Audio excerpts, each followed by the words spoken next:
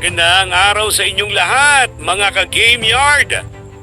Welcome dito sa Alpha Court Game Yard, ang channel na nagbibigay halaga sa kaalaman, kasaysayan at responsableng pagtalakay tungkol sa iba't ibang bloodline ng manok. Sa video na ito, isa na namang bloodline o kulay ng manok na request ng isa nating ka-Game Yard. Ang tatalakayin natin ang pinagmulan at kasaysayan ng white speckled o sinibalang bloodline na manok, isang uri ng manok na madalas napapansin dahil sa kakaibang kulay ng balahibo, pero madalas ding nagkakaroon ng kalituhan pagdating sa pinagmulan at tamang pagkakakilanlan. Ang content na ito ay ginawa sa educational at documentary style. Ang mga impormasyong ibabahagi ay nakabatay sa breeder accounts, lokal at internasyonal na salaysay at tradisyonal na kaalaman sa gamefowl community. Hindi ito inilalahad bilang absolutong siyentipikong record, kundi bilang makasaysayang paliwanag na may malinaw na qualifiers. Ano ang white speckled bloodline? Unahin natin ang malinaw na paliwanag, mga ka-Game Yard. Ang white speckled ay hindi iisang o opisyal na bloodline na may nag-iisang developer o studbook. Ito ay mas tamang ilarawan bilang color pattern o phenotype na lumilitaw sa iba't ibang bloodlines. Ang terminong speckled ay tumutukoy sa puting base color. May halo o tuldok ng itim, pula, abo o iba pang kulay. Hindi pantay-pantay ang pattern sa bawat manok. Kaya kapag sinabing white speckled, kadalasan ay paglalarawan sa itsura, hindi agad sa pinagmulan ng dugo. Dagdag na paliwanag, ano ang sinibalang?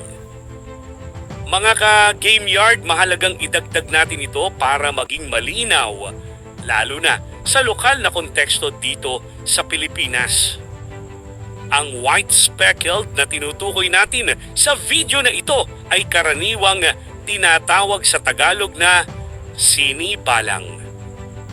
Ang salitang sinibalang ay lokal na termino na ginagamit ng mga Pilipinong breeder para ilarawan ang manok na may puting base color, may halo-halong tuldok o guhit ng itim, pula abo o iba pang kulay, at hindi pantay-pantay ang pattern sa bawat individual. Mahalagang linawin, mga ka-Game Yard, na ang sinibalang ay hindi rin isang hiwalay o opisyal na bloodline. Ito ay paglalarawan ng itsura o kulay ng balahibo, katulad ng paggamit ng salitang white speckled sa English. Sa madaling salita, sinibalang ang tawag sa Tagalog, white speckled ang tawag sa English. Pero iisa lang ang tinutukoy na uri ng kulay. Ginagamit natin ang terminong white speckled sa video na ito para mas malinaw ang paliwanag, lalo na sa documentary style, at para maiugnay sa mas malawak na terminolohiya. Pero sa lokal na usapan, ang tawag dito ay sinibalang. Trivia: may sariling kahulugan ang salitang sinibalang. Mga ka-Game Yard, dagdag kaalaman lang tayo dito. Ang salitang sinibalang ay hindi lang basta tawag sa kulay ng manok. Ito ay may sariling kahulugan sa wikang Filipino. Sa tradisyonal na gamit ng salita, ang sinibalang ay tumutukoy sa halo-halo o pinaghalong anyo. May batik-batik o tuldok-tuldok at hindi iisa ang kulay o itsura. Kaya noong unang panahon, ginagamit ang salitang sinibalang hindi lang sa manok, kundi pati sa telang may batik, hayop na may halo-halong kulay, at anumang bagay na may di pantay na pattern. Dito natin makikita na ang tawag na sinibalang sa ganitong klase ng manok ay hindi basta imbento, kundi natural na paglalarawan ng itsura nito sa sariling wika ng mga Pilipino. Bakit nagkakaroon ng kalituhan sa white speckled? Maraming breeder ang nagkakamali sa pag-aakala na ang white speckled ay isang hiwalay na bloodline, may iisang developer o may eksaktong pinanggalingang lugar. Sa katotohanan, ang white speckled pattern ay maaaring lumabas sa mamba, roundhead type lines, hatch type lines, kelso influence stocks, at iba pang halo-halong kombinasyon. Ito ang dahilan kung bakit iba-iba ang white speckled depende sa breeder.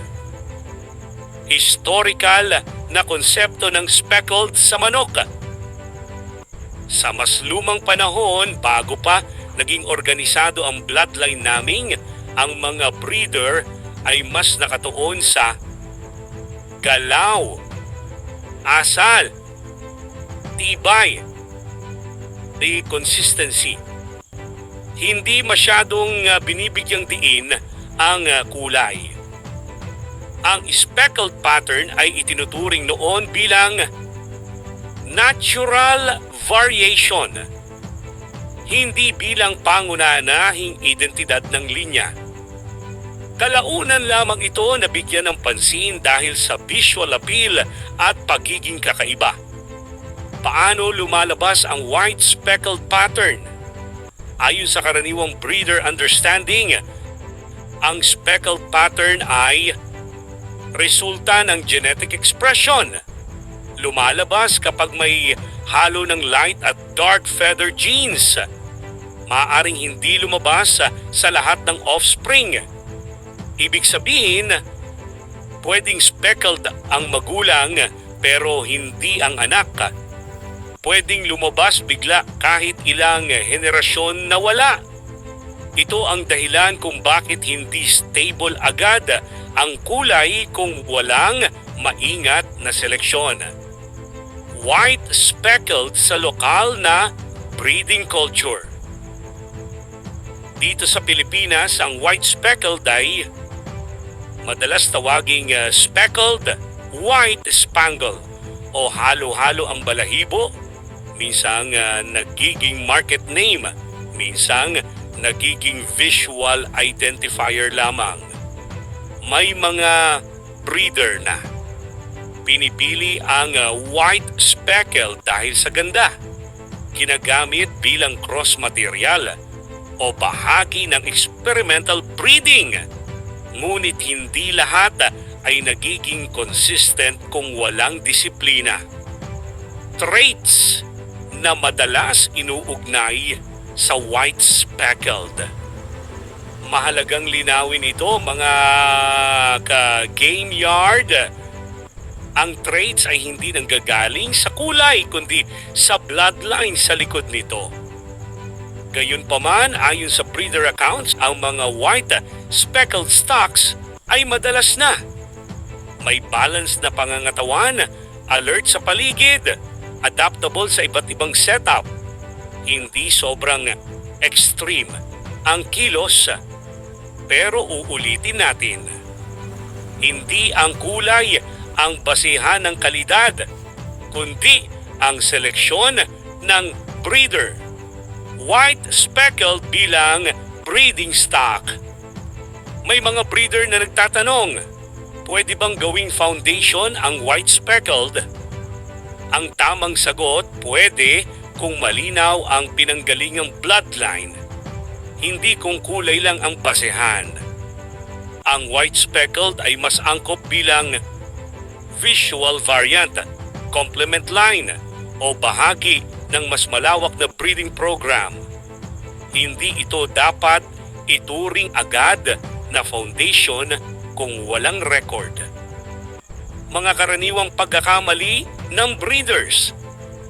Narito ang madalas na maling pananaw. Inuuna ang ganda kaysa consistency. Bumibili dahil sa kulay. Umaasa sa pangalan lang. Sa huli, ang ganitong approach ay nagdudulot ng inconsistency. Nagiging dahilan ng paghina ng traits at nagkakalituhan sa identity ng linya. Ano ang aral mula sa white speckled history? Maraming aral, mga ka-game yard. Ang kulay ay bonus, hindi pundasyon. Ang kasaysayan ay mahalaga kaysa label. Ang breeder ang humuhubog sa kalidad. Ang transparency ay susi sa kredibilidad. Mga ka-game yard, ang white speckled ay hindi dapat tignan bilang simpleng pangalan o kulay lamang. Ito ay representasyon ng genetic diversity, bunga ng mahabang proseso ng breeding, at paalala na ang tunay na halaga ay nasa tamang kaalaman. Kung nagustuhan ninyo ang ganitong Tagalog documentary style content, i-comment ninyo kung anong bloodline o paksa ang gusto nyong isunod dito sa Alpha Core Game Yard. Maraming salamat sa panonood, mga ka-Game Yard. Hanggang sa susunod na kwento ng kasaysayan ng mga manok.